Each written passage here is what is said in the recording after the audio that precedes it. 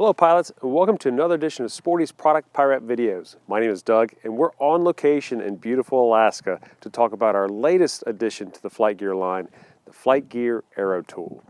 The Flight Gear AeroTool is a new take on multi-tools. Most multi-tools will have a knife and some other things involved with it, but this looks like a knife and also has a pliers. So there's this nice needle nose pliers, so you can do small, simple repairs on the airplane.